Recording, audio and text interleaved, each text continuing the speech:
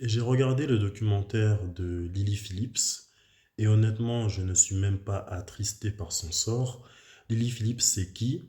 C'est une porn star d'OnlyFans qui a eu la merveilleuse idée de réaliser une expérience où elle couche avec 100 hommes en 24 heures. Déjà que c'est très bizarre et très nocif pour le mental, surtout si c'est une femme. Le caméraman était mal à l'aise.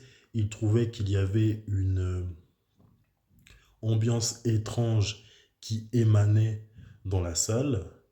Parmi les 100 hommes, beaucoup étaient nerveux, dans l'un d'entre eux qui tremblait beaucoup, même qu'il peinait à boire correctement son verre de jus.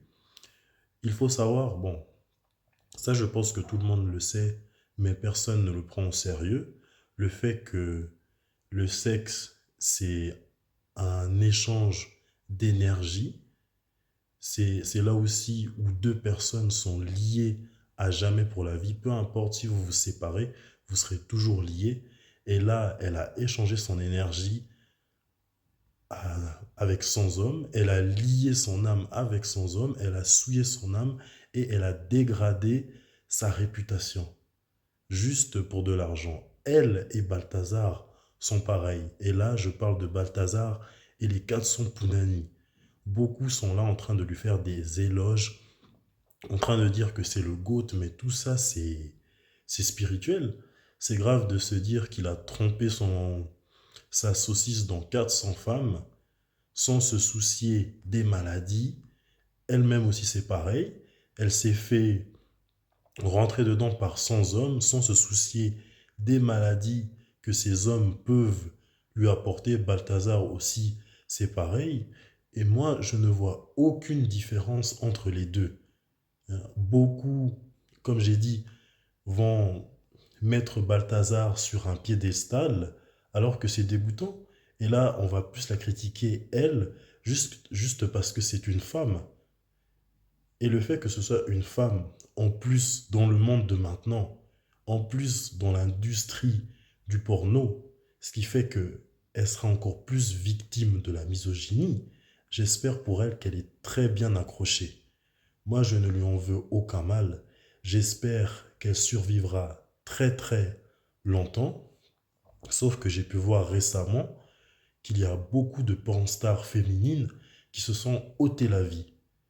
Les répercussions d'avoir une vie débridée, pareil, une vie de débauche, dégoûtante, salité, comme ça ne va pas se voir tout de suite, mais ça va se voir. Les répercussions se verront après, homme comme femme. Mais il y a quelque chose d'intéressant que j'avais observé, c'est qu'elle a dit qu'elle avait passé du temps avec un homme parce qu'il faut savoir que le délai que ces hommes peuvent passer avec elle, c'est 5 minutes. Et puis il y en a un qui s'est plaint que il n'a pas passé assez de temps avec elle et elle s'est sentie inquiétée.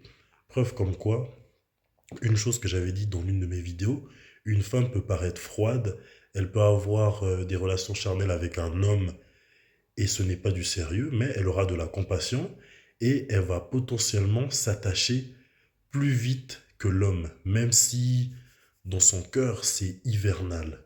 Les répercussions de cette vie de débauche se verront bien plus tard. L'âme pourrite, le visage pâle, vidé de toute énergie, ça c'est ce qui va peut-être vous arriver. Et chose intéressante que j'avais vue, je ne sais pas si je l'ai dit au début de cette vidéo, c'était que à la fin de son expérience, elle a éclaté en sanglots. Je ne sais pas si c'est pour de vrai ou si ce sont des larmes de crocodile afin d'attirer le plus de spectateurs. Parce que par là, il y a des femmes qui sont là en train de prendre sa défense en disant que c'est la faute des hommes. Je ne comprends pas, c'est de sa faute à elle. Elle a fait ça de son plein gré. Elle a sali son honneur. Tout ça pour de l'argent. Ce n'est même pas la faute des hommes. Et elle a fait tout ça au nom du Woman Empowerment. Ça se verra dans quelques années quand son mental va totalement être dézingué On verra si c'est tout ça c'est pour le woman empowerment.